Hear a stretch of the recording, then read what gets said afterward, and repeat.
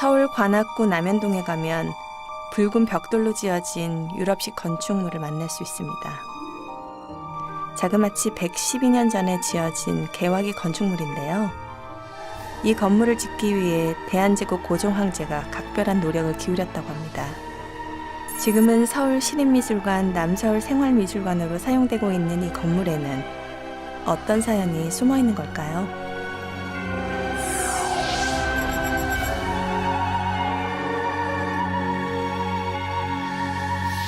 오늘 만나볼 이 근대 건축물은 서울시립미술관 남서울생활미술관입니다. 110여 년이 넘는 세월이 지나면서 주인이 자그마치 6번이나 바뀌었는데요. 맨 처음 이 건물의 주인은 놀랍게도 벨기에였습니다. 이 건물은 1905년 벨기에 영사관으로 처음 지어졌는데요. 벨기에 영사관이 오늘날 미술관이 되기까지 이 건물에는 도대체 어떠한 일들이 일어났을까요?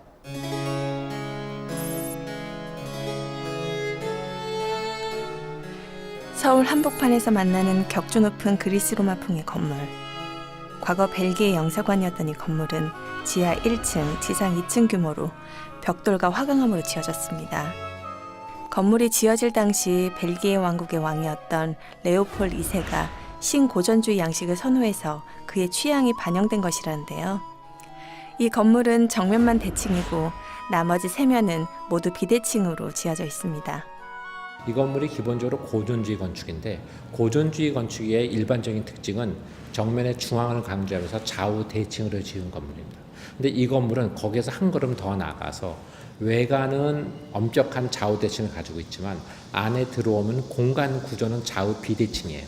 그래서 사실은 건물은 외형상 대칭이면서 내용적으로는 비대칭적이라는 건 이 근대가 갖고 있는 굉장히 중요한 성격을 보여줍니다. 그래서 역사적인 맥락과 함께 근대적인 시대 정신도 함께 가지고 있다는 측면에서 신고전주의 건축이면서도 근대 건축으로서의 가치가 굉장히 높다고 할 수가 있습니다. 좌우 대칭으로 고대 그리스 양식을 실현한 동시에 사용 목적에 따라 방의 크기를 다르게 해서 실용성을 추구한 것입니다. 구 벨기에 영사관은 섬세하면서도 우아한 품격을 지닌 20세기 초 건축물로 타 열강들의 압박을 통해 만들어진 다른 영사관들과 달리 고종의 적극적인 노력으로 세워졌다고 합니다.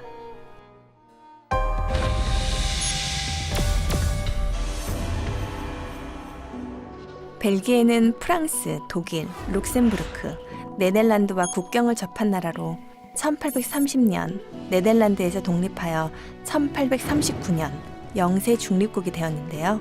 당시 벨기에의 국왕이었던 레오폴드 2세는 굉장히 욕심이 많은 사람이었어요. 근데 중립국이라는 틀에 묶여서 자신들의 국력이나 자기의 욕심을 크게 확장하는 데 한계가 있었던 거죠. 그러다 보니까 당시에 자신들과 친하려고 하는 대한제국의 접근에 대해서 이것은 자기들이 극동아시아로 진출할 수 있는 굉장히 절호의 기회다라고 생각을 해서 대한제국의 그 제스처에 적극적으로 호응하게 되는 거죠. 나라의 운명이 백척간도에 있던 시절, 고종은 나라의 주권을 지키기 위해 많은 고민을 했습니다.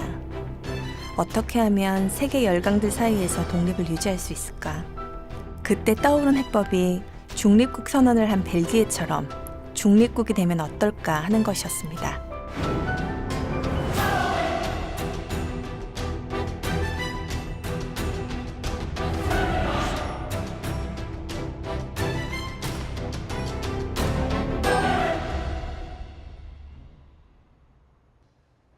고종 황제, 당신이 가고자 했던 길은 무엇이었습니까? 바람 앞 촛불처럼 위태로웠던 우리나라. 열강들의 침탈 속에서 벨기에처럼 중립국을 유지하는 것이 국민과 나라를 지키는 유일한 방법이라 생각했소.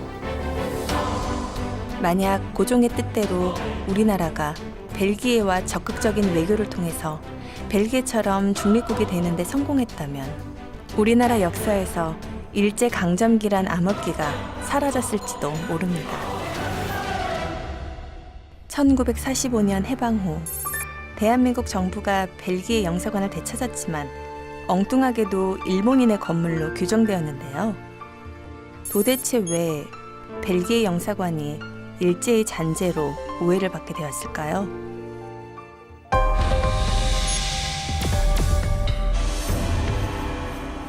구 벨기에 영사관은 그동안 역사적인 오해로 인해서 같은 시대에 건축된 덕수궁 석조전이나 한국은행 본관에 비해서 훨씬 더 관심을 받지 못했습니다.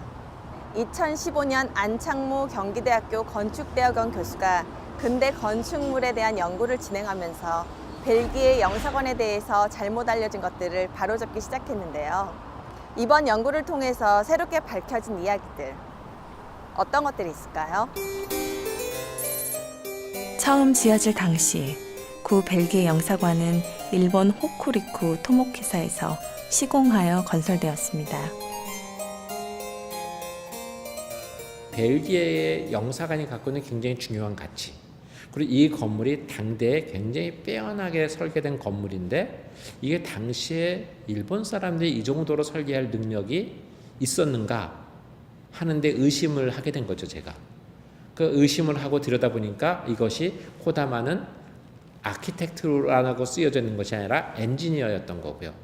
그리고 이 건물의 구조적인 속성이나 공간적인 속성을 보니까 이 건물은 설계도는 벨기에에서 가져온 거고, 사실 우리한테 설계자로 알려졌던 사람은 사실은 설계자가 아니라 시공회사에서 일하는 사람이었다라는 사실이 알려지게 됐습니다.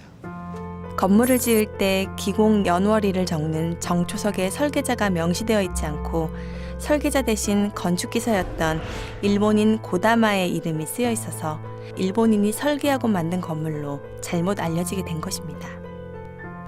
그런데 이 건물은 근대 건축물 중 최초로 벽돌 하나하나 다시 해체해서 예전 방식 그대로 이축된 건물입니다.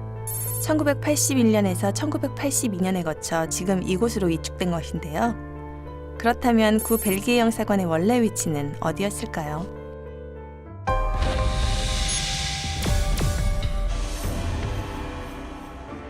(1876년) 일본과의 광화도 조약을 시작으로 개항기부터 대한제국기에 이르기까지 조선과 통상조약을 체결한 나라는 모두 11개국입니다. 그중 벨기에는 이미 열강의 차지가 된 외교거리 정동 대신 중구 회원동에 영사관을 세웠습니다. 이중화가 지은 경성기략에 따르면 1900년에 입경한 벨기에 벤카르가 1902년 6월 중구 회원동에 영사관을 짓기 시작했다고 기록되어 있는데요. 구 벨기에 영사관은 1905년에 완공되었고 벨기에와 대한제국은 영사관을 중심으로 활발하게 교류를 시작했습니다. 그러나 대한제국의 외교권이 일본에 넘어가면서 벨기에 공간도 정리해야 하는 상황에 놓였습니다. 일제강점기에 접어들어 구 벨기에 영사관은 1919년부터 일본 요코하마 생명보험 사업으로 쓰이다가 이후 일본 해군성 무간부 관저로 이용되었습니다. 8.15 강복 후 해군 헌병대 청사로 사용되다가 1970년 상업은행 소유가 되었고 1982년에 관악구 남현동으로 이전해 복원되었는데요.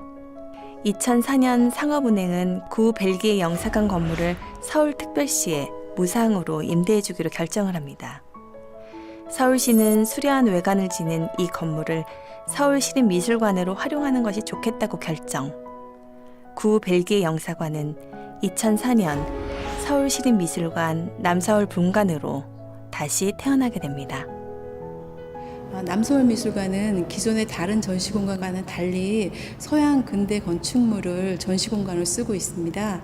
그래서 기존에 볼 수 없었던 벽난로라든가 창가가 전시공간에 있게 돼서 다른 미술품들과 같이 감상할 수 있으세요. 그래서 건축과 미술을 같이 감상할 수 있는 공간으로 아마 한국에서는 보기 어려운 그런 미술공간으로 기억될 것 같습니다.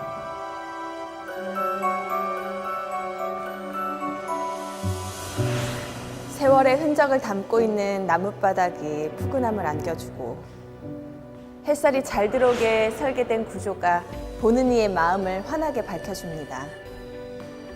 비록 규모는 크지 않지만 잠시 마음의 쉼표를 찍고 싶을 때 찾아오면 지나온 세월을 담아서 나에게 말을 건네줄 것만 같은 구 벨기에 영사관이었습니다.